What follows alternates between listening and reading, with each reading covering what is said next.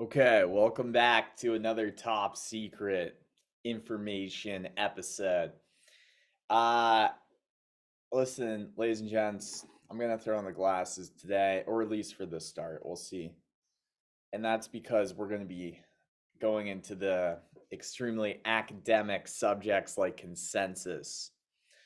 And you need some glasses sometimes to maybe just see the things that could be very academic. And we're doing this today with a special guest, actually, because we're going to have a technical perspective on this, right? Isn't that it's probably good, right? And when we do have this technical perspective, we will, I'll show you who it is real quick, actually, because they're going to jump on any second. Okay. Oh, it looks like they're going to be joining sooner than expected as well. So there we go. So let's see here. We got Sir Corin. So I don't know if that is how you pronounce it, but we're going to find out. I don't know if this is an ode to Corin from Dragon Ball Z, but we're going to find out. I don't know exactly the ins and outs of how ouroboros works, right? Or Cardano, which is, this ecosystem. And we're going to try to find out more. Okay. So with that, let's get Sir Corin up here and let's get going. Okay. So boom, like magic. There it Our is. special guest appears, and definitely a lot of space themed memorabilia in the background. And is it Sir Corin after like Dragon Ball Z, the guy that was in the tower, Corin's tower? No, so actually it used to be Sir, like SIR space Coryn, Coryn. This was like two words, and I used to use it for like video games and stuff online, but I got tired of like the name being taken, so I just like did like a play on words, and I've kind of used that ever since. It's been like 10, 15 years of using that. Sometimes people just call me Cirque for short, or Ryan works too, my real name. So, So so there either's was fine. no connection with Corin from the Tower of Dragon Ball Z, or No, was but I am a huge part Dragon of Ball it? Z fan, so Well, that's what I I could see thought. how that's Okay. So, in the other part of the universe that you do stuff besides space and being a fan of DBZ, can you kind of give a quick intro of what you're currently doing in blockchain and Web3 too, in your own pursuit for your Super Saiyan devery? yeah. So I actually don't work in blockchain like really full time at all. I'm like the my daytime job is I'm a penetration tester and ethical hacker. So I do a little bit of like technical, mostly Web 2 stuff, like taking apart, trying to break web applications, network stuff. And then kind of in my off time, I'm like obviously a huge blockchain geek. So I'm kind of, I've got like a whole bunch of ideas bouncing around in my head at any one time, and I can never like really commit to finishing one of them. But a couple of things I'm working on recently is I've been working on like the Edinburgh Decentralization Index software Yeah, that yeah. or Yeah, there's a that few they things that you're working on that we want to kind of and I really also asked your core in here because can we just like talk about consensus first and then maybe yeah. just like go into some of those things that you're doing because the things that you're doing too are I think need some for some people at least even for myself I'll just speak for it like let's kind of build a foundation, right? Because there's a few things I just think would be fun to riff on here. Mhm. And, so let me just ask you this, Sir Corin. If I can say it this way, and then you feel free to jump in and say your own understanding. But there's two main schools of thought with consensus I'm finding out, right? There's Mhm. BFT and then there's Nakamoto. Mhm. And it seems with Cardano being in that school of thought of Nakamoto with Ouroboros, as well as their unique consensus protocol, Mhm. that with Nakamoto, the main difference is you're almost taking the blocks that you're adding to the blockchain and you're pushing them out to as many of the nodes as, I mean, I think it's 95% in Cardano's case, right? Yeah, something like that. I think the threshold is 5 seconds. They got to get over a certain number of nodes. So And then in BFT, school of thought consensus, generally speaking, it seems like, um, yeah, there could be a few validators or many validators that are sort of in a committee and a leader's chosen out of hmm that committee. And he's kind of doing consensus with the other validators still in that group. But it seems like since you're not leveraging all the validators maybe in the entire because the difference that people point out sometimes is BFT is faster, BFT hmm scales quicker, but I yeah, think it comes down to this almost, yeah, the committees are not pushing the block to all the validators globally, hmm essentially, and every block has to kind of be propagated, which is a yeah, word that we use, and that sounds like something that almost the, I don't know, Soviet Union would do, or like, World War II Germany, like who's propagating out here. But what it means is to yeah. push. It's just to, propagate.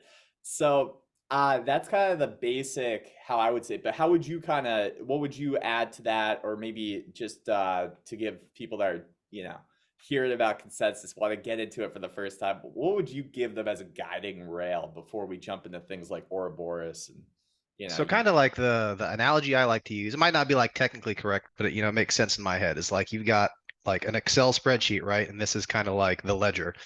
And then each kind of like row in the spreadsheet is like an address, and you've just got this kind of list of transactions that happen. And every so often, I'm gonna use Cardano as a guideline because it's kind of my base, my home chain. Like Yeah. every 20 seconds on Cardano, we do consensus. It's like, okay, these are the transactions that happen in these 20 seconds, and we're gonna kind of do like we compute like kind of a hash to make sure like they're all and agree on them all to make sure that the integrity is there, it's not messed up. And then we open like a new spreadsheet, right? That's like a new block. So at the bottom there's those like tabs in Excel, and then we start with like the hash of what we had before, and we just keep going opening spreadsheets every 20 seconds. That's kind of how I think of blockchains really. Nakamoto consensus and PBFT consensus, they're kind of Yeah. like you said, like generally, I think the BFT is a little bit faster, but there definitely come up with some trade-offs. I think, like if I remember correctly, I think you only need like a 33% Yeah. control of stake to do like it's not like a 51% attack; it's like a super minority attack on PBFT. Whereas Nakamoto consensus is like a 51% attack you want to do. So there's Yeah, some no, trade-offs there. you're right. There is this difference I've been finding too, where like, okay, what's the algebra they use? I think it's 2f plus 1. So two faulty nodes plus, or yeah, you have to, and it all comes back to Byzantine's general's problem, hmm this whole lore, which is really interesting. And I encourage people Very. to actually like go down the rabbit holes. But yeah, if you have like faulty nodes, or let's say nodes that are offline or bad actor nodes, right? hmm There is this attack vector, uh, just like in generally speaking, between Nakamoto and PBFT, that is different. Where you say 51% attack in the Nakamoto style school of thought consensus protocols, generally speaking, and then you say like, okay, yeah, but you can't have 33% for BFT. So there's a lower almost threshold, but it's very specific too in what we're talking about. But those are like the general almost attack numbers to like, we don't want to go in PB or in BFT school of thought consensus past 33% bad actors or faulty nodes. Right. We don't Yeah. want to go past 51%. And let's speak a little bit more on that too, by the way, Sir Corin, if you can, because this is where I think some of your recent work ties into things with the 51% vigilance. I don't know, vigilante or vigilance. Like the community is always trying to figure out where are we at in Cardano with our stuff. But yeah, any other comments, and then we can kind of also go more into 51% attacks if you like. Um, Yeah, I've been trying to think of like a list of like popular Nakamoto, like obviously Bitcoin is Nakamoto consensus, Cardano is Nakamoto consensus, and some I think the more popular BFT ones be like I think Solana's BFT, I think Radix is BFT. Yeah. Um, But yeah, Radix is BFT and sharded. So it's yeah, like there's like two. because what I've been learning about sharded networks a bit more now, and yeah, it's really yeah, there's a lot of different things that are going on, man. It's not so simple all the time. I wish it was more simple, like just for my Yeah. myself. And But yeah. interestingly, on the EDI consensus tool that the University of Edinburgh released, I think it was only like last week or a week before, I think all of the examples they use are Nakamoto consensus, which is Mm, kind of unfortunate because there's not really like a solid BFT example in there. So I've been actually trying to work on integrating Solana as like the first example into that. So that's been fun. But they have kind of two different numbers. So Nakamoto coefficient is kind of like the main number you look at there, and like that's the number of nodes you need to get to do. Well, for a Nakamoto consensus, it'd be 51% attack, but for a BFT, that'd be 33. But then they have this other number called the tau coefficient, I think is what it is. And it's like the threshold, like how many nodes would you need to get 60% attack? So you'd have like a tau coefficient of 6.6 would be a 60%, or if you choose a 70%, whatever like threshold you choose. So yeah. obviously in that metric, PBFT chains would look like they score better because they have to reach a higher threshold than they normally would under Nakamoto or under with the Nakamoto coefficient. Yeah, that is interesting actually. Yeah. So on Cardano specifically, what I guess I'd love people to take away from this is like when we talk about a 51% attack on Cardano, because Hmm. after we get the generate, like this is how I like to do it. I don't know about you, Sir Corbin, but after you get the general, like, okay, what can be true with this whole class of Nakamoto style consensus protocols? But as soon as you get those general principles, you got to be specific because there's specific things going on with ouroboros that don't Yeah. happen. So when we look at Cardano today, what actually would have to happen for a 51% attack, in your opinion? And what do you think a 51% attack like does to the blockchain? Because these are things that I just am interested in, like thinking about. You know what I mean? Yeah. So I guess the easiest way I say on Cardano to do a 51% attack is you'd have to take the top number of entities, so it could be a person or an organization or stake pools rather, that you need to get above that 50% stake threshold. So last I checked on Cardano, it was roughly between 30 and 35 is the Nakamoto coefficient. Or I also use the term MAV. Yeah. I kind of synonymously with Nakamoto coefficient. I think MAV is a little bit more broad, but they're Mm, kind of mean the same thing. So like a MAV of 30 is kind of where we're at with Cardano right now. So you need to pick the top 30, specifically those top 30 pools. And if they decided to, they all got together and said, hey guys, we're gonna, you know, fork the blockchain. Let's say we wanted to invalidate the Genesis keys, right? Like this is a common one. If somebody decided they didn't like IOG or the founding entities anymore, they say, okay, Genesis keys, they don't work anymore. We kind of fork the chain. So I call it an uncontrolled hard fork. And that's essentially the same as a 51% attack. So that's how you would do that. Um, yeah. What about when it comes to, are we talking, because sometimes I think it helps to view when we talk about nodes or stake pool operators, Mhm. are we always talking about just like the single pool people that just have one, or are we talking also about multi-pool operators? Because like, isn't there people that run like maybe five or six pools, or maybe there's like an exchange that runs a bunch, and isn't that sort of hard to almost? I forget how they even track these guys with multi-pools. I guess they just go off the names or the tickers of the pools because So it's there's a whole bunch of different ways to do this. okay. So yeah, you're exactly right. You have to, for counting the MAV, you actually need to count multi-pool operators as one entity, right? It's because it's one person. If I control, like Coinbase controls, I think like 40 or something pools, but they can, they control all of them at once. They're one They're entity. one thing though. You Yeah, have to count them as one. Um, and I think there's a couple different sources here. A lot of like on-chain sleuths are kind of like, yeah, okay, this one's, all these pools are named the same. So, okay, these are all part of the same entity. And then other ones, they'll look at like transactions between them or shared reward addresses. Some of them have them listed on websites that make it really easy. So there's kind of a lot of like legwork that has to go around and be done to yeah, see what pools belong to people, and it's imperfect as well, right? Like there's probably a couple of multi-pool operators out there that we don't know about. yeah, Hopefully none of them are in the MAV, the top 30. yeah. Um, But those are the primary ones you want to know. Like if somebody, like if the top two people are actually the same entity, you definitely want to know that. Right, because then you can, because if they're so let's just say that a pool is in the top 30, and let's say that it's all the pools grouped together that Coinbase controls. Yep. So at what point do you maybe like or how what are you looking at there that shows the percentage that Coinbase kind of has that if they had more pools and more stake, they would almost be approaching a territory that we should be concerned about because they're just one entity and it may um is that the right way to look at it? Like it may be like generally speaking bad for decentralization if one multi-pool is approaching a certain, just getting too big. Is that kind of what is to worry about, or are there other things to maybe look for when you're looking at these big groups or these groups of different, you know what I'm trying to get at?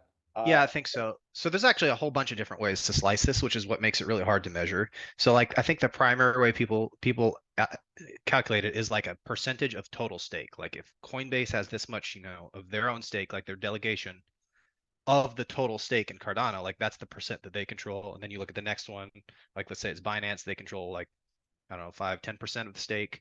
And you kind of add up that way until you get 50% of stake or greater than 50% of stake. Now, interestingly, the Edinburgh Decentralization Index consensus tool doesn't count stake at all. It actually counts actual blocks produced by entities. It just counts the number of blocks. And so it Yeah. says, oh, I see Coinbase, all these pools that are like, so it has like kind of like a file of clusters of pools that'll like all these pools are Coinbase. And it'll look at all the blocks produced and it'll say, oh, okay, all these are produced by Coinbase. And then Coinbase produces X number of blocks. Okay. And then it'll look at the other one and say, okay, Binance produces this, Y number of blocks. And it kind of gets to the 50% threshold by counting actual blocks produced, which kind of has its own trade-offs. In a way, it may be slightly better because you're not necessarily, if you control 10% of the stake in the network, going to mint 10% of the blocks. It should roughly average out to that. But let's say you have like you don't manage your pool perfectly, you miss blocks from time to time, or let's say there's like more latency from where your pools are and you're losing slot battles. That number could fluctuate quite a bit. So that's the other way of counting it. And now if we talk about like the math specifically, I was mentioning how it's like a little bit broader of a way than looking at it than the Nakamoto coefficient. You could also count it like instead of counting stake or blocks produced, you can say, okay, the three entities and their genesis keys, does that count as the MAV? Like if Emergo and Cardano Foundation get together and try to fork the blockchain of the genesis keys or something, is that the MAV of two? And some people would say yes. Some people say no. So that's a very controversial and debatable topic that hopefully will be going away very soon after the Chang hard fork with Voltaire. Yeah. But yeah, there's definitely a lot of ways to count it, and that's like within one chain too. Like we're just talking about Cardano, and all these other chains Yeah. work super differently, which I think is why the EDI researchers went with block production, because one thing that blockchains have in common is they all produce blocks. Yeah. So if you just count the number of entities that produce blocks instead of having to count up stake, you can kind of make a mostly fair comparison between chains of the Nakamoto coefficient. Yeah, especially because state kind of goes into block production, as you were saying, like if you don't have Yeah. any. But okay, that's really interesting, man. I didn't know that. Yep. So when it comes to, I guess, block propagation too, sometimes I like to think about it from this level.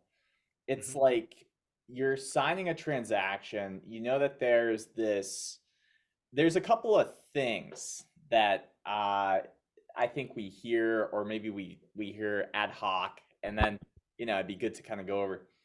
There's like this K parameter, for instance, relating to kind of like the pools or this sort of efficiency for pools, being chosen, and we could kind of go into that a little bit.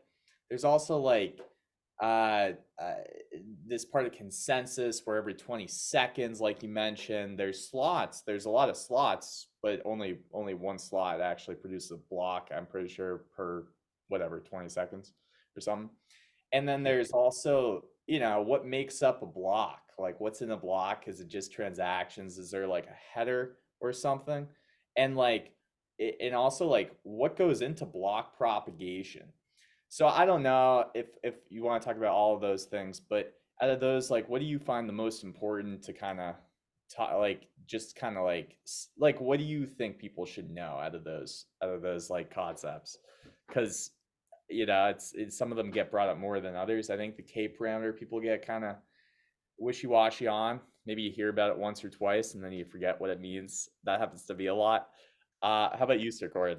Yeah, so there's a couple different things to touch on there. So the way I understand it, at least, and this again might not be correct. I'm not a stake pool operator or anything, so someone can correct me if I'm wrong. Yeah, Um, it's same. a Yeah, block is every yeah, it's casual. It's casual. Yeah. my understanding is a block happens every 20 seconds and a slot happens every 1 second. And at the beginning, or rather the end, I think, of the prior epoch, there's like a list of stake pools that are like chosen to fill a slot. There's Yeah. a 1 second time period. And so you kind of know ahead of time, okay, I have these slots scheduled to mint to block.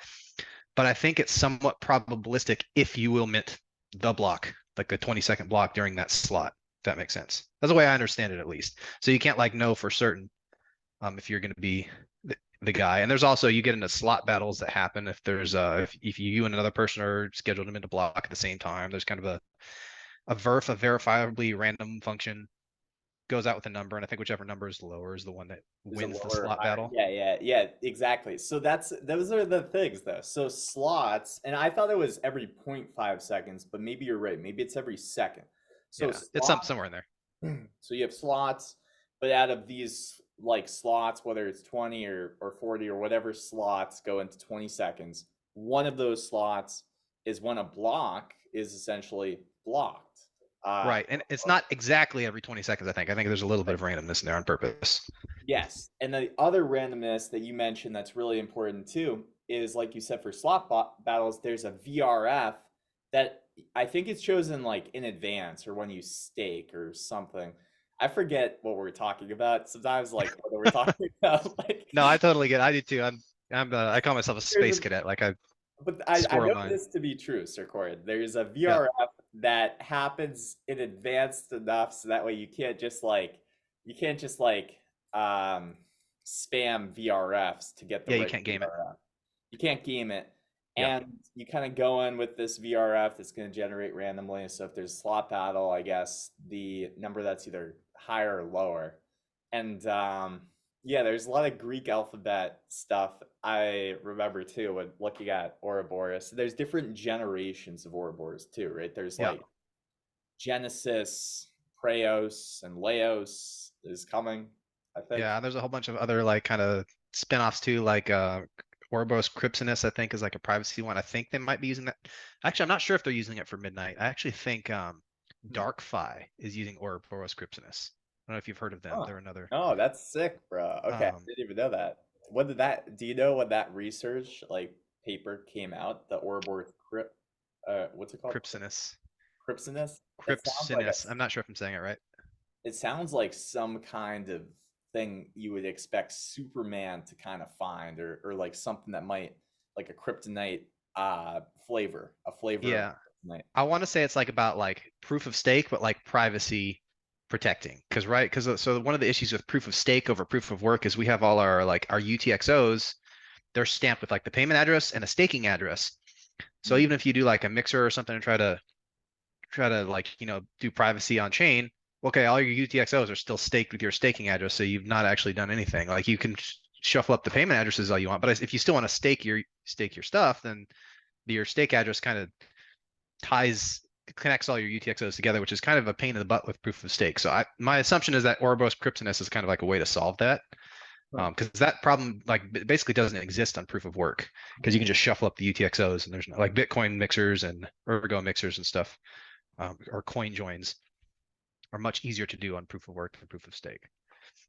Interesting. And there's a couple. I think there's a couple other Ouroboros spinoffs, but I've only like briefly glanced at a couple of them, and I'm definitely not an expert on any of them. So Yeah, and even just getting through, I remember Genesis was yeah, quite the homework assignment for myself. yeah. And just like reading those, I got to still like kind of go back and check things too if I have questions and stuff. But yeah, there's a lot of math that I don't understand too in those papers. Um, Yep. but it's fun when you can kind of, start putting the pieces together.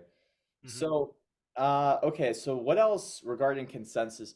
So I don't know, man. It's interesting. Do you have any opinions on the side chain or like the L2 side chain, like partner chains, really? Like, do you have any opinions on this? Like, because for me, I have been into Cardano for a very like a good amount of time, right? And it's Yeah. like I'm also interested if the layered approach is always is I don't know if it's the best approach. Like I just don't know what's going to happen. And there seems to be a lot of cool things I've witnessed. Like Icon, I remember when Icon, didn't even get. I don't think they got funded when they first applied the catalyst. So it was kind of real grassroots. And then before you know it, they're you know uh, kind of almost merged with the CF or bought or acquired or something with the CF, Hmm.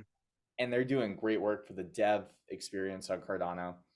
And I imagine they're going to do some stuff too. That whole TX pipe or that whole group of people is probably going to do a lot of cool things with partner chains or just like on work on stuff to maybe make partner chains more potentially better in the future. I don't know. Hmm. There's a few groups though. I see what you've done along with the group of people that you kind of work with, and you guys do a lot to make sure that people know who the heck is open source and who's not for both wallets and dApps. I love that, by the way, because you just don't know. You just don't know as a user. If you're not a dev, you have no freaking clue. And you just want to know because there's smart contract risk and there's other things Yeah. to want to be aware of. Hmm. So Absolutely. when it comes to, I guess, partner chains and then just like ecosystem, we can kind of talk about too, unless we're forgetting something. And then also your projects that you're kind of tracking and looking at and Hmm. why. Yeah, so there's a bunch of like kind of different ways to look at the whole side chains, partner chains, even sharding. They're all kind of their different take on the same like split up the chain idea. So you've kind of got like I call it like the legacy Ethereum idea where you just kind of have like a side chain, you got a bridge across and you do all your transactions. And it's effectively kind of like a whole different chain, right? You got to work through a bridge and you kind of can't preserve composability, I think is the kind of Yeah. the key thing that everyone's trying to do. So then um, you have sharding, which it kind of trying to describe how sharding is different from side chains in simple terms. It There's kind of a, splits consensus. yeah, there's a few Y- different types too, right? Because there's Yeah, like there's some sharding that I've seen recently that makes composability be able to be intact. And I don't like I specifically Radix is what I'm trying to point at because the way that they the way that they do things with being able to sort of I think atomic commitment is this thing that happens in Nakamoto style consensus, hmm, where like all the nodes kind of share state. But when you have sharding, if you want composability to be intact, you're going to need the validators to, kind of relay to each other if there's two shards involved in the transaction or more. yeah, And then not only have the atomic composability of the intention to do something that both shards have, user funds in a pool on or something, but also commit that to both shards so that way. So with sharding too, though, I think what I've seen before that model, which is still unproven, is to just really silo stuff. Like everybody's kind of siloed, whether it's or you can speak more about it too with sharding that you've seen, but it feels like we've gotten to a place where we are definitely siloing a lot, and the siloing can be sort of there's a token from the L1 that's either being used in the siloed, place, whether that's a shard or maybe a side chain. And hmm, and if that is true, then there's this like empire relationship between the side chain and the L1. And I don't yeah, know how philosophically you look at this stuff, Sir Cord, but sometimes that's how people kind of explain it too. Like you're part of the ETH empire if you're using Ethereum on your, you know, whatever, yeah. layer two or sidechain. But yeah, keep going. Sorry to interrupt you, man. Yeah, no worries. Yeah, I think so. The way I think about it, and this kind of might be what you were getting at with silos, is with sharding, it's not every validator has to see every transaction, right? So, like, you can have some validators see this set of transactions, some set validators see this set of transactions, and some point in the middle or after the fact, they all agree, okay, this is like the state of the blockchain. And there's a whole bunch of different, like Radix has its own take on that. Another interesting one I've been looking into recently is Multiverse X's adaptive state sharding. So they kind of have this idea of like a meta chain where everything kind of finalizes on in Yeah. these different shards. And they're actually live with shard. They're one of the like very few blockchains that like sharding is alive and well today. I don't know a whole lot about it yet, but it's like so definitely something that's interesting to me that I'm trying to look more into. And then you have guys, okay, partner chains like Cardano. So it's interesting because we haven't really seen this kind of concept before. So I think Midnight is really the only, I don't know if we have any other examples of partner chains being built out yet, really. But you might be able to compare them to like subnets on Avalanche. I think there's probably a couple other like similar ideas or kind of like dApp specific blockchains kind of or side chains kind of, but Mhm. it's like its main token is going to be a Cardano native token, which is I think kind of a new thing we haven't seen. So like I think the big question there is like what will like the composability be like? Do I have to like bridge stuff back and forth between Cardano and Midnight? And like making it like a specific use case for Midnight, I think is kind of the right approach because it could just be like interacting with the dApp, right? It's like let's say there's a Midnight dApp that I want to put some data on, that I want to be private.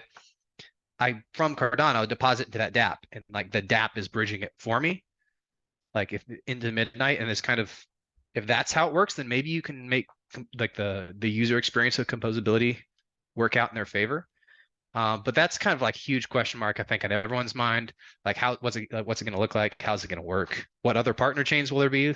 Um, so it's kind of, it's a big question mark in most people's minds right now, I think. And it's not even like the only, because for me, I also like Cardano because it feels as though this uh this whole world is still unproven with this Yeah. stuff.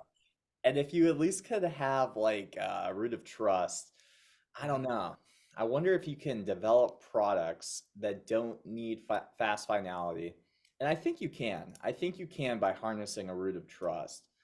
Um, Plus, like I've personally seen how much better the dev experience got within just a few years, and like just from watching the ecosystem from like afar, Oh, for sure.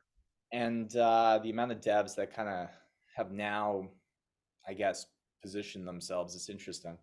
So okay, so that's partner chains. That's a little bit it.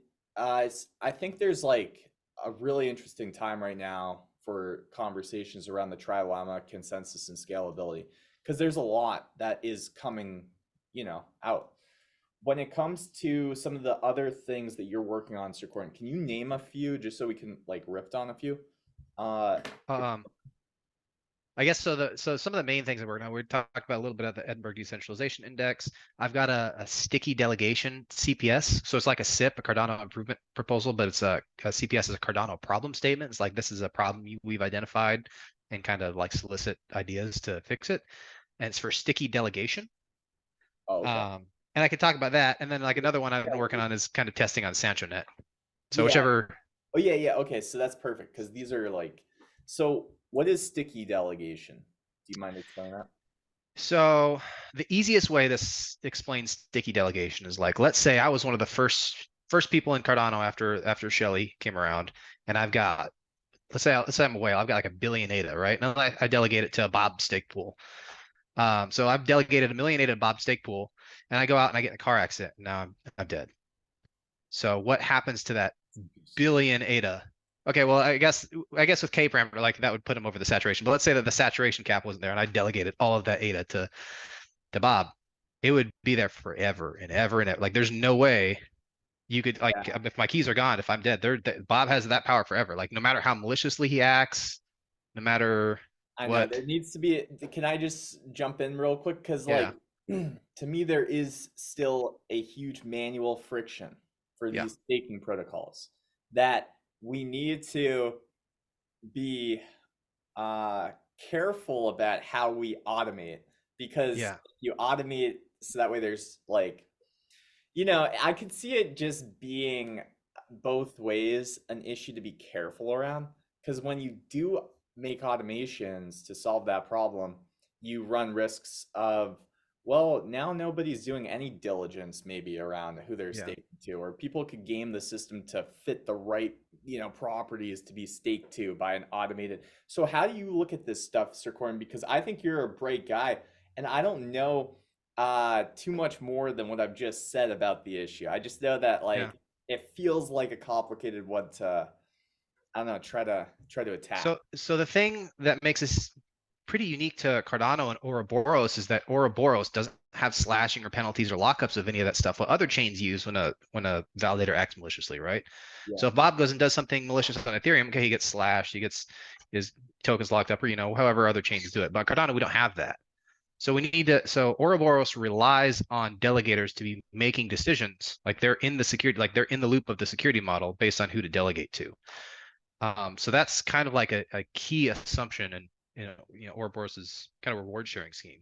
But the other issue is that like it can kind of get worse because if you think about like when Bitcoin was released, like super early, Bitcoin is worth like less than $1.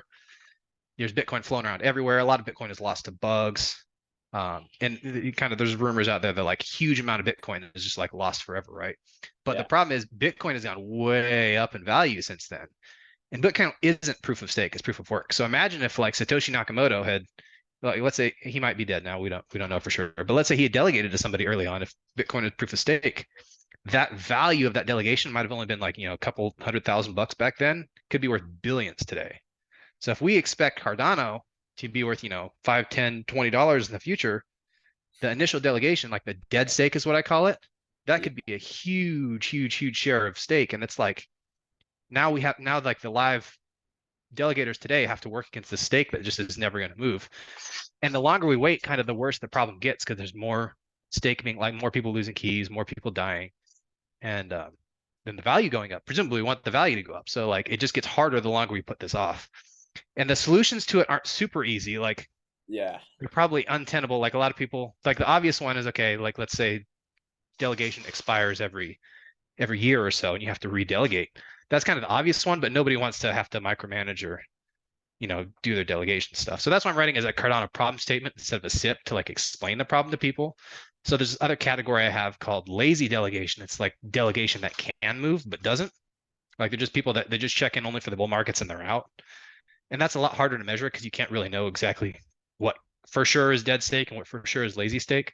But it's like another category that's important to know because both dead stake and lazy stake are used in block production. They earn rewards, so the rewards from the reward pot continue to build those. Mhm. And the other new thing that makes it another reason I'm writing a CPS is because when DREPs come around, DREPs have delegation as well. And there's no cap on DREPs, and there's no like incentive tied behind delegating to DREP. Like I don't get a yield for delegating to DREP, so I really don't have any reason to change DREPs if my DREP is doing what I want. So there's going to be another like a whole nother avenue for delegation to be sticky after the Chang hard fork. So that's why I think we need to like nip this in the bud before it grows into a bigger problem. I totally agree, bro. And or sorry, sir, bro. Sometimes I Yeah, say no worries. Yeah, I'm good. because top secret is just because some people get offended by the word bro sometimes, and Not me. I just want to be careful of that. But it's also a casual show, so we like Yep. to throw around the word bro. But when it comes to a guy as smart as Shakur, we want to be respectful. And I think there is something that I've seen too with this. It's like, okay, and I don't want to name any, names, but there's also an approach I've seen where somebody builds a convenience platform for multi-pool staking and takes a bit of some of the cream off the top on that. And what do you think about these platforms? Because I've heard different kind of viewpoints on them. I've heard different viewpoints on if we should go that way and if we shouldn't, and how are these platforms, I guess, deciding all these small SPOs to like, distribute stake to? How are they doing that? What about, have you kind of calculated this vertical or into your Yeah, calculations a bit? I actually went down like a huge rabbit hole with this with Matthew Capps from IOG. So he's got this kind of Oh, okay. we call it like a stake broker. There might be like a better word, but the easiest way to explain it, I Yeah, think, is maybe like a yes. platform. What you're talking about is like Atrium. Stake. Would Atrium be like one of those Yeah, it would be like an atrium, but I kind of want to be staking as a careful service? because I do think these platforms can be very different in nature from each other. Yeah. I do think there could be others that are different than how Atrium does things. So I just want to, but yeah, For okay. sure. What do you guys think about stake brokers then? That is Yeah. probably a good term. So I'm kind of like a huge fan of the whole idea in general, and it's not even a new idea really. So interestingly, this past week I got super confused trying to figure out the Nakamoto stuff for Solana. So they have this idea of a stake pool on Solana is like Atrium on Cardano. It's not like like what we know as stake pools on Cardano is like a validator, but on Solana, a validator is a validator, and a stake pool is like a staking as a service thing. So I got super confused and was like, okay, why do all these stake pools have all this like? I didn't understand what it was, but like the idea of like, so it's not new to have a service where like you're gonna put your stake with the service and they're going to kind of distribute it among pools and stuff. It's actually kind of a good idea in my opinion because you can kind of take the load off of like kind of end user that doesn't want to do all this research into who do I want to delegate to. Are they good or are they bad? And it also that thing I was talking about, like if we end up like let's say we go the route and we decide that expiring delegation is the way to deal with sticky delegation. If you delegate to a staking service, maybe they could renew that delegation for you and you don't have to, micromanage your portfolio so much. So that could kind of be like a weird kind of side solution to that. So yeah, I definitely think, and it's not just Atrium, there's a whole bunch of different ways to cut this too, like a smart contract that maybe automatically distributes your Yeah, stake amongst like the top whatever decentralized single stake pools, or if you have like even a person like a custodian. I think having more options in general is better. So yeah, definitely yes to all those things, I think. especially if we ever wanted to just cut down on the percentage of this, 51% attack factor Yeah. thing. If we're like ever approach, because you could really do some damage with the solution that you just said, I think, with just a smart contract. And Mhm. I don't know, it's interesting. Okay. So what else do we have? We you were talking about a few different things that you're kind of working on, and one of them was Sancho net related. So can you Yeah. kind of describe what the heck the Sancho net even is first for people, and if everybody does everybody have a Sancho net? Does every ecosystem have a Sancho net? What's going on over there? And maybe if you know who Sancho is, feel free to give him a little bit of clout too if you would like to, because I think it Yeah. goes. Now that you mention it, I don't know what Sancho Net's named after, but now I'm gonna have to go find out because I'm really Yeah. curious. Well, I Um, don't know either, but I've heard it before, so I know that there's something there. I just forget yeah. what the heck it is, and I don't Yeah, want so to. Sancho Net is one of I think at least three test nets for Cardano. So we have the preview test net, the is it production prod test net, and then Pre-prod or Sancho Net. something. Yeah, that's what it is.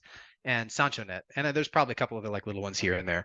But Sancho Net is like the Voltaire, like Voltaire is already and the Chang hard fork, all the governance stuff is already running on it. Like and this kind of journey started for me a couple weeks ago. I went to the Indianapolis DREP workshop in Indianapolis and I met a whole bunch of people there. One of the super smart ones is Mike Hornan, who's kind of running the show on Sancho Net testing. And he kind of like inspired me to kind of set up my own node there on my laptop and got it up and running. And so he's been testing. So he actually, the previous iteration of SanchoNet, he actually like managed to take over the whole thing and made himself dictator of the chain and like put himself in the constitutional committee and like withdraw everything from the treasury. He did all this stuff. So they had to reset SanchoNet. So then they got like a fresh SanchoNet now. So we set that up. I went and like delegated myself as a DREP, like a registered as a DREP. I made another wallet delegated to it. And then we've kind of been, like, he's kind of been running this like kind of testing campaign. Like one of the major concerns we had recently, and it was just I think last week, is governance actions on Cardano. I think are kind of like a big. They kind of fit in the block with the rest of transactions, right? But they're kind of big, so they can cause congestion. Yeah. So we're gonna have all like all the wallet transfers, all the DApp smart contracts and stuff. They all got to fit inside a block, but now we got to fit these governance actions inside a block. So we're trying to see if we could spam the heck out of just proposing governance actions on SanchoNet, like as many and as fast as possible to see if we could crash the node, we can cause like forks to happen, everything. And I think in like maybe like 10, 20 minutes, we had like 8 to 10,000 governance proposals just from like a batch script he made just to submits like 50 at a time. We just kept running it until we ran out of funds. So we went and did this and we submitted all these governance proposals and the chain actually held up a lot better than we thought. So like it seems to have gone fine, like there were no issues. So the other thing to have happen is we have these voting transactions now where you vote on a governance proposal. And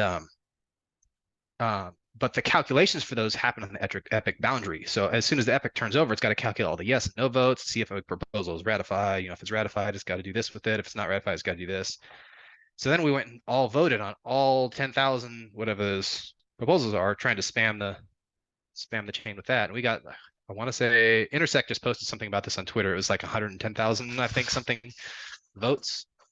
And I Wait, think that was, go ahead. okay, yeah, what were you about to say? So Yeah, did I think that actually also turned out fine. Like, fortunately, like SanchoNet beat us. We weren't successful in taking it down, right? But the other thing to know is that, there's not a whole bunch of other transactions happening on SanchoNet at the same time. So when mainnet happens, all of this stuff has to fit in with all the other day-to-day transactions people do. And this is kind of the main reason that they're using the governance action deposit. So there's this amount of ADA that you have to put when you submit a governance proposal. You have to put up a certain amount of ADA as a deposit, but when the governance proposal either passes or fails, you get that back basically no matter what.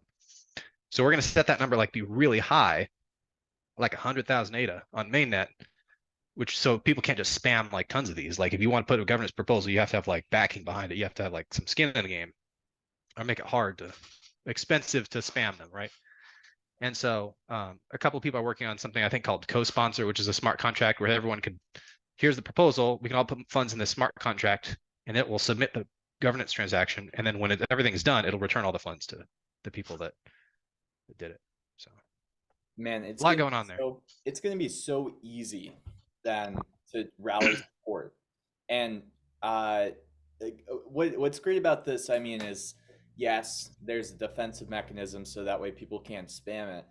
But to rally support and get like 100K ADA to kind of like, okay, back your proposal, yeah, you're gonna see a lot of governance uh actions. I would suspect that this will actually create a lot of vibrancy in the Cardano community, and it will create not just a place for debate, but a place for people to constantly rally, configure proposals, submit them to the chain. And I don't know, I kind of like that from an activity standpoint. I don't know, man, Sir Corn, I feel like it will just create a lot of organic engagement. Yeah. I think So it'll just like I think people aren't ready for what what this dimension, when you allow it into the space, can actually do on the social. yeah, that's it. So I'm simultaneously like super excited for governance and Voltaire and all that stuff to come on Cardano, but at the same time, I think it's gonna be like the hardest thing, like even harder than scalability. I think like Yeah. if you know Cardano drama, like once votes start coming up and people are like, the whales start downvoting one proposal and other people start like shoving through their proposal, like things are gonna get It's warfare. I mean, it can yeah, become warfare with this stuff because we're talking about a decentralized global thing that, it is where it is today, man. But eventually, that treasury, uh, yeah, in this model, right? If you really see this system at scale, that treasury could buy its own like military, essentially. Like yeah, there's things about this that are so gangster. And then you think about ADA as its own currency, or you just put it in that lens as like, okay, maybe this is its own currency. What does it need to back it? yeah, Well, enough infrastructure related, enough infrastructure probably with legacy systems, and enough actual capital in the treasury could make this whole system a very powerful, almost entity yeah, and it's in humanity. and Or it's so unique. Not like it's unique in crypto, like Cardano's like take on governance, but it's also unique in like human history. Because if you look at like governance and human history, like we've been doing it for thousands of years, and it's never pretty. Like I can't think of a single time like governance has ever been like smooth sailing without issues. So the other thing you're talking about, like the treasury. So like there's a whole bunch of like new risks that are coming along with governance, right? It's like so we'll finally have access to this treasury. Like there's 7 types of proposals. There's like, parameter changes, new committee changes, hard fork, treasury withdrawal, a couple others. But the treasury withdrawal, in my opinion, is like kind of like the big question mark, like kind of the big thing everyone wants to get at. And it's interesting because there's all these different these different proposals you can vote on, and they all have different. So there's kind of 3 bodies of governance, right? There's the constitutional committee. the That's the SPO. number of people on it have not been decided yet. Oh, The D reps, and the D reps will have like delegation weighted voting. And then there's SPOs, and SPOs are like the exact same SPOs we have now that have delegation weighted voting. And not every parameter is voted on by every person. And interestingly, the treasury withdrawals is only voted on by DREPs and the Constitutional Committee. So SPOs won't even vote on treasury withdrawals. So that leaves this big question: is like what if like there's two DREPs that get like over 50% of the, or over, let's say the threshold is 50% because the threshold isn't decided yet. What if two DREPs get 50% of the threshold delegation? Like, can just those two DREPs and like a couple of constitutional committees members, is that what all that's required to drain the treasury? So the way I thought about this in my head is like there's kind of a new MAV for each, like, so there's like a total MAV for each proposal, and then there's like a MAV for each like governance body within that proposal. So like there'll be a MAV minimum attack vector. So like the one we know we talked about already, I call it an uncontrolled hard fork. It's a 51% attack, right? So let's take using treasury withdrawal as an example. So SPOs aren't in that, so they don't count. Those 51%, those 30 SPOs you need to convince don't count towards that. But you'd have, let's say the MAV for DREPs is 2, like I said, you'd have to convince 2 DREPs because maybe they have a lot more delegation. And let's say you have 7 out of 11, you only have to convince 7 out of 11 constitutional committee members to ratify this. Well, you convince, that's what, 9 people? 9 people, you drain the Cardano treasury. That's a lot worse than 30, which is what we're at now with the SPO's uncontrolled hard fork. So, and that's it for every proposal. So I'm trying to make this kind of like dashboard. I call it the MAV dashboard. It's Yeah. like, here's the uncontrolled hard fork at the top, and then like here's like the first proposal on each of the 3, and then like the total, and like here's the next proposal on each of the 3 bodies. Like this is who you need to convince, like for each section, and then like overall, like the people you need to convince, because it'll like reveal things like that, like, oh, maybe it's way too easy to do a treasury withdrawal. Maybe we need to raise the threshold. Maybe we need to get people to delegate different DREPs. Maybe we need to change the constitutional committee quorum. So there's like a whole lot of extra risks that kind of have to be visualized easily that I think a lot of people haven't like quite come to wrap their heads around yet. So that's kind of another thing I'm trying to build on the side. I think I think that's a beautiful take on this. Yeah, because I guess you would have minimal attack vectors for both the people in these spots, whether that be for the CC or the DREPs, and for the proposals. And what was I going to say? I was going to also bring up something around, hmm, yeah, I mean this whole dashboard idea is really fascinating too. Yeah, I don't know, man. It's just like it's just crazy that we're moving towards this. And when is ratification exactly? It's are we approaching, like, is it already been ratified, or are we kind of, where are we with all this, by the way? You talking about the hard fork? Like, when can we expect the hard fork?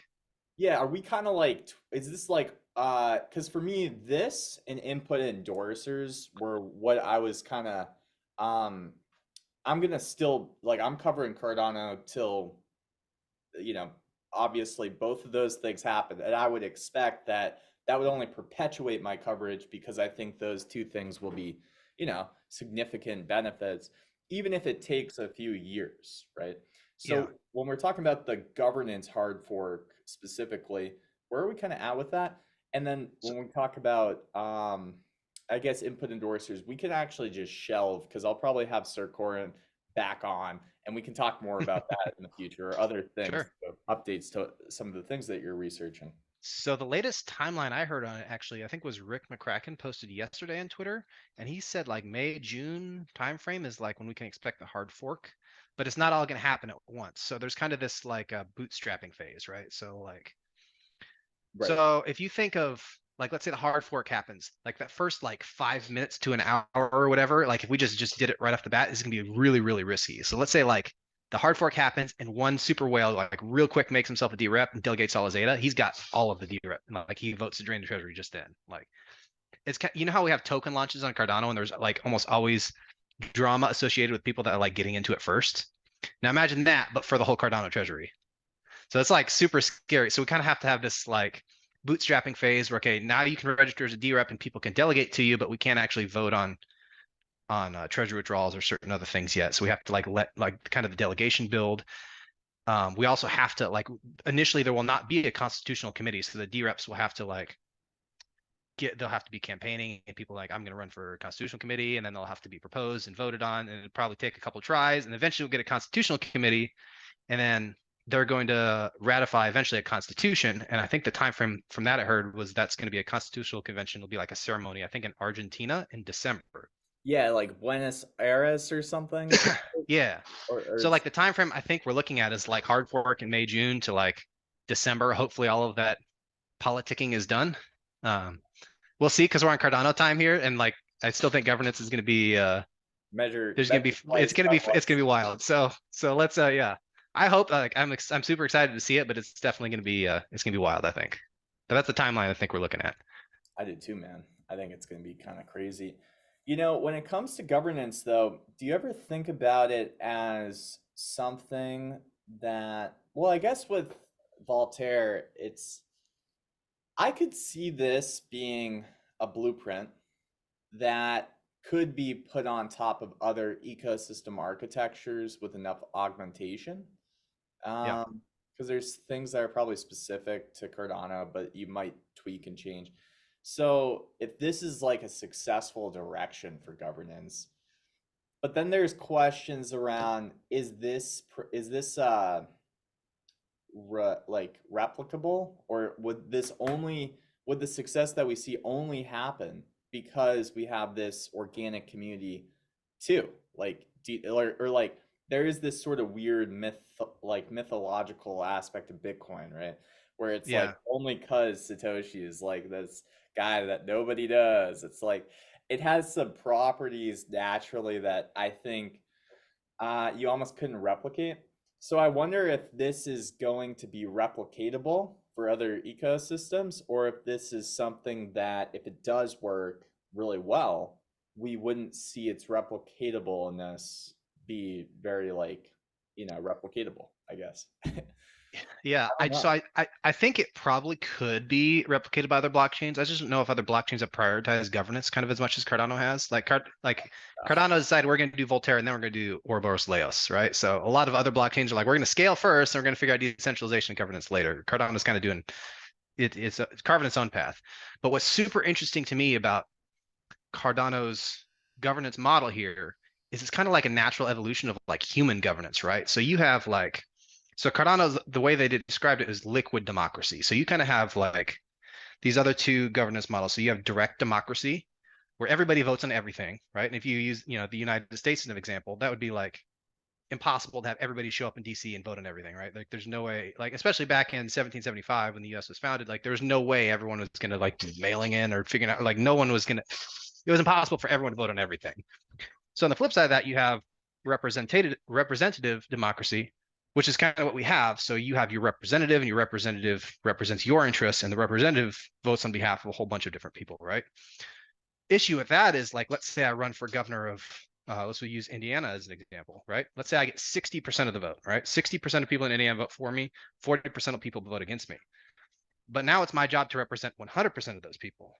So there are like constituents underneath me who I'm representative that don't like they kind of disagree with me, right? So I'm like 40% of them they don't kind of align with my viewpoint. Cool thing about Cardano is not only can you like move your delegation from a DREP to another DREP at a dime, like you're not stuck with like your elected official. You can easily move like that. So it's super liquid, but you can also just okay, I'm gonna register as DREP and I'm gonna vote. I'm gonna represent my own interests. Anybody could do that. So you have this like super fluid liquid model where everybody can have their voice heard exactly as much as they want to, or they can just delegate their voice as much as they want to. So you kind of get to have the best of both worlds. So it's like super exciting. And we really haven't had like in human history this kind of capability before because the internet and blockchain and all this stuff is super new. It's like state of the art stuff. So it'll be interesting because anybody anywhere on the planet could just register and vote on stuff It's and have their crazy. voices heard. Yeah, I think the representative qualities actually, I think, lend themselves really well to just decentralization in general. Exactly. Because if you have decentralized, but yeah, I agree with everything that you just pointed out. Like this is a very unique thing, or novel, I guess. Yeah. It's gonna feel very novel because even just the decentralized, just the representative qualities that you spoke on too, Sir Gordon, it's like, yeah, in decentralized organizations, you're actually going to have like factions. that are all Yeah. kind of part of So like there's gonna be a bunch of different ways like you can have like parties, you can have kind of committees, you can have like working groups, you can have uh mafias, you know? yeah, I mean a whole but like however people want to organize themselves they can. Like and that's another good thing. It's like super fluid. It's like Yeah. the challenge with that is like how do you get everybody on the same page, right? Because like if all of these discussions and debates and everything are happening on Twitter, it's gonna get very very Well, fast. I mean, yeah, because if you have pirates out there that create a Yeah, big org, like if there's like a 30%, of the community being pirates, like yeah, if 30% of the community is pirates out there, they might be deciding some things that the other percentage wouldn't. But I don't think that would happen, obviously. yeah, It's just interesting that you could have these clashings of just objectively speaking. And that's why the Constitutional Committee, the Constitution, I mean, is going to be very yeah, important for what you just said, right? Because yeah, how do you get people on the same page? Well, maybe you start with principles that you can all agree on. And as long as those principles give a framework for people to disagree, you can agree on the principles that led to the whatever got decided. So yeah. maybe, So yeah, the other like really cool part to liquid democracy, I think, is that like Cardano itself is like a voluntary thing, right? Like no one's saying you have to buy Cardano, no one's saying you have to keep your Cardano, your ADA, that kind of thing. So if you have like the important implications of this are, let's say you have like some crazy super whales, end up buying like let's say the BlackRock ETF happens, they end up getting all of the ADA stake and then start passing governance proposals that nobody likes, right? Well, yeah, then everyone else can sell their ADA. Like as much as we love Cardano and stuff, I don't want to like talk about that. But like, let's say like people just start leaving ADA or Cardano because BlackRock takes over. Well, now BlackRock is the bag holder, so it's in BlackRock's own interest in that case to add value to the chain, which is not something we have in normal governance. Like if you have like the elites in Washington D.C. or corporations or whatever take all this power, you're stuck with them. But you're not in Cardano's liquid governance model because it is in itself completely a voluntary system. So what there's if kind of this cool self-balancing skin in the game, I agree proof with of that? stake. Yeah, can I push back on that one point? Sure. Because with BlackRock, how they do capture today is Hmm. more from using all the people that are I agree with what you just said, but I agree under the context that people are buying their own ADA Yeah. because with BlackRock they manage a lot of people's money, so they could probably just actually make a lot of voting decisions and delegate. Because that was something that I've been wondering how we're gonna Yeah. handle that, like how we're Yeah. gonna kind of handle that, because they could technically just like have enough like how many people will actually say, okay, fine, I'm gonna go on strike, Cardano, because BlackRock is messing shit up. If there's enough network that is using stuff and businesses that are using stuff, I don't know. I don't know. Yeah. So that's the only place that I'm not even gonna say that I'm gonna push back because I don't know. Maybe you're right. Maybe it's perfect like as Yeah. it is, but I do But wonder 'cause they do capture that way today with companies. They vote on boards with other people's money, so I would figure, I don't know. yeah, Thoughts? and that's the important reason for having like some sort of like a MAV dashboard or the Nakamoto coefficient. So we can see if BlackRock is accumulating too much power in any one Right. category. Yes. And then, but like it's just important to know that they have an incentive to keep people in the ecosystem. So they can't just kind of destroy, like if they're controlling all this data, they can't really just destroy the ecosystem because, That's their own true. bags go down too. No, no, you're right. You're right. Because like So I guess there's no governance without governance. Like it's yeah, like what I mean by that is, dude, we got to make freaking dashboards out here. Like yeah, we can't just wait for this yeah, thing at some degree. We have to kind of. But that's why I like some of the things I've seen from yourself, Sir Corin. And I don't know. So your story, because we got I think 5 more minutes here. Can you hmm, kind of give us a bit more to, because we're gonna have Sir Corin and other devs. I have a few things kind of booked already for this month with some folks from Cardano and stuff, and just to go over different things and even put different paints on the wall, like hmm, layers of paint. The same color, maybe the base coat will be a little bit of a different color, but the same paint. We're just gonna paint these walls around consensus and just like go over these topics again and again because I think that aids to learning. But when it comes to what you're doing, when it comes to anything that we talked about too, what do you want to mention that you think you would be maybe regretful if you didn't mention? How about we'll put it like that? So I actually like wrote down most of the things I think that are big in my mind. Like all the things that like I'm trying to work on. Like I wish I could just focus on one of them and finish it. But they're all like big things that have been lurking in the back of my mind. Kind of the other big thing is that we didn't mention here. I think you mentioned like K and some of the parameters earlier. I don't know if we got to them. But one of the big ones to me, kind of like one of the bigger risks to Cardano I see right now is the importance of pledge.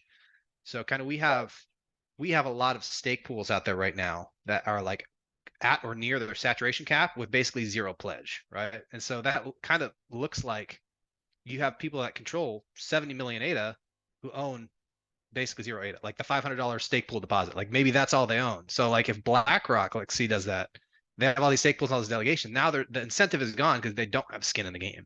So I think that's like a really important thing we have to nip in the bud. And it's really complicated because it's like a combination of K and A0 and all these other and then min pool cost. And there's Yeah, a whole I've bunch of seen different perspectives debates, on this, and man. nobody's Well, the nobody's come to agreement on it. the debates get very vicious, I'll say. Like Yeah. I've seen some vicious debates, man. As vicious as you can get on the internet. But But there's definitely some truth there that we have to like make pledge, I think, more valuable than it. Like there shouldn't be the case where you have pools with lots of delegation and no pledge.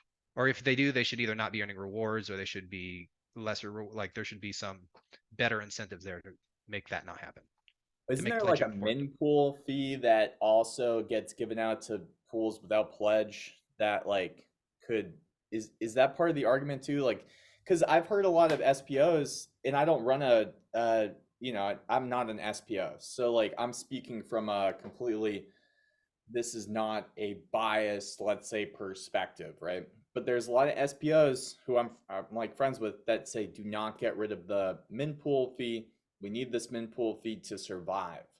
And then there's like this other part of it with pledge. So I don't want to conflate them. Is that min pool fee related to the pledge at all? Like the fact that you can have little pledge but still get those? Like, I Yeah, don't know. so all of those parameters are like super deeply intertwined, which is another thing that makes it so hard to like actually find a solution. So fortunately, I think the min pool cost, that's the name of the parameter, the solution to that most people could probably agree on would be changing from a flat fee to like a percentage. So min pool cost to min pool margin. And the reason that's important is because min pool cost with a flat fee, Okay. I want to say it's like 180 ADA something per block right now. That 180 ADA is a much bigger deal to a small pool starting out than it is to a large pool. So it's disproportionately favors the large pools. Oh, But I if you like turn the it way to a that you think percentage about and that. say, Yeah, okay, yeah, let's say it's 1%, so 1% of every block, that's what you take as a fee. Now suddenly they're an even playing field. So that right. That makes fixes sense. that. I think that's a simple. Unfortunately, that'll take a hard fork to change how that parameter works. Or govern But the, or governance action, post Well, Voltaire. so it'd take a hard fork governance action because you actually have to change the way the formula is written, I Right, think. You right. can't just Fair change, enough. well, Well, maybe you could, but it'd have to get pretty hacky. I'm not sure though. but to do a hard fork, can we agree that after Voltaire, you would Yeah. need a governance action? Yeah, it would be a governance action either way. Yeah. So, Okay. and then there's a whole bunch of other schools of thought on this too. So other things I've considered and talked about. So SIP 50 was a big one. And I think there's a couple different takes on SIP 50. One of them would be the one I kind of tend to align with is deleting K completely and using a different parameter L. Yeah. Okay. And that's the more you pledge, the higher your cap goes. And it's like some proportion. Yeah. So your cap, like if you pledge like a huge amount, you can have a huge amount of delegation to you, which is awesome because then you could have all these multi-pool operators combined into one just by putting all their pledge in one pool. It lowers the resource costs and stuff of the pool or the whole network. Like it just takes less resources to run the network now because everybody combines into one pool. But now you still have they have to pledge to like get that, right? And it also allows like small pools to start out organically. Like if you can only put up a little pledge at first, you get a couple delegators, then you raise the pledge, and you can kind of grow your pool organically as you add more pledge to it. So that's kind of the one I tend to align with. I think the one that's out there now is actually delete A0 and keep K. Hmm. So I think that would be like a flat pledge benefit. Um, and there's some complicated, maybe it's not complicated, but the relationship between saturation with K and L at the same time. A couple of other interesting things I've heard is like the reward calculation. I think right now takes into account all stake and not just active stake. Whereas like, so it like basically calculates the Oh, rewards for all okay. ADA and then returns the excess to the either reserve or treasury, I forget which, as opposed to figure out who's eligible for rewards and then give out all the rewards to those people that are eligible. So it would like raise the rewards really for for delegators and stake pool operators that are active, not like unstaked data. Oh, I okay. think there was a reasoning behind the reason they did it the way they did though, and I'm not super in the know about that. And there's a couple other What if it ideas I've been. stays? What? Oh, last question. Sorry, it's been a great. This is Yeah, actually a no, really good show. So like yeah. I'm pumped to post this. But um, okay. What if it stays exactly how it is? What if it stays exactly how it is? Are you concerned? Do you have concerns around that? Yeah, because exactly how it is, there are pools out there. You can go on like Pool Tool or some of these other things. You can see that there are quite a few pools that have zero pledge and Right. Yeah. saturated delegation, which is concerning because they presumably don't have any skin in the game. So there's no real stake that they have in the game. Yeah, So it's a proof of stake network, so you have to have something at stake, right? So yeah. that's one of the more concerning things to me right now. Yeah. Okay. And it's not exactly clear how we could easily fix that. I think maybe you'd have to both raise A0 and lower K at the same time, maybe. But I'm still kind of the opinion that there needs to be like a formula change. And like another one I've talked about is raising the pool deposit fee. If you want to open a stake pool instead of 500 data, like make that a lot more expensive because you get it returned to you anyways and you close the pool. But that would make it harder for people to be multi-pool operators. And that's kind of like a little. I don't know if that'd have a big effect or not. But there's all sorts of different schools of thought out there, Yeah, I'm just and it's thinking about really hard to. what if you allowed for this is I just made this up. So you could, please cast it away if this makes no sense. Mhm. But what if you could delegate pledge, but the pledge was the only thing that could be slashed? So that is definitely controversial. People on Cardano are very opposed to slashing. I personally am not opposed to it. I think so I think it's not Only technically the locked, but pledge you'd have to lock pledge delegate. and then have it be slashable. Only the pledge. Especially, yeah, only the pledge. Yeah, I agree with that. Yeah, because and that's interesting because you could solve certain other issues with that, like the blocks from the future issue that's coming around. There's an interesting attack that somebody had come up with where you could get a whole bunch of pools to share their mempools and like forge blocks in secret and Oh like wait, make a wait, wait. longer Oh chain. wait. Is that conclaves? Or are we talking about something else? Do you know conclaves? Conclaves is when pools form together a conclave, and Maybe. it's like you can kind of like share rewards, but your stake kind of goes together, so small pools have a way to. I saw. Yeah, it's like a there's like an attack on the network you can do though where you forge blocks in secret with like a I don't know if it's like a super majority or like a plurality of pools, like a certain amount of pools, and you have a longer chain Oh, okay. in secret, and then you propagate that longer chain to the rest of the blockchain, like because it uses the longest chain always, Yeah, right? So it might be like a weird attack you can do there. so that's not Um, conclaves, by the way. This is a okay, different thing. okay, different thing. Okay, yeah, I'm not familiar with conclaves then. Yeah, I'll Um, send you. Conclaves was I believe there's a paper on conclaves, and it's when SBOs can how like right now you need like a certain amount of stake to get certain amounts of blocks. Well, if you and I yeah. have a pool that Oh yeah. meets the best, why don't we just kind of create a conclave? And that conclave is viewed as two separate pools, but I don't think it's been implemented yet. Like it's just Hmm. research. But yeah, Yeah. it was a cool one. But okay, cool. So we're like 4 minutes over, guys, for Yeah, people no that. worries. But Shakur, any final things before we jump off, man? Because this was I hope that you enjoyed it as much as I did, and I hope that the viewers did enjoy it as much as hopefully we both did, or at least I did, because this was an awesome show. But anything else before we go that you want to just quickly mention too? Nah, we covered a lot of stuff. It was great. Like tons of good ideas. Got to go back and forth. Like we probably go on without this for hours. So it'll be exciting if we come back Yeah, no, and no. Well, that's go what some more that's what I'm stuff. gonna And start doing too with yeah, certain folks is like just like maybe once a month or just like try to find a few people that really are in the trenches, in the nitty gritty, and kind of go back. And so definitely expect a call from me in like a month or whenever. The next thing that you feel you want to just like have a platform for it, please let me know.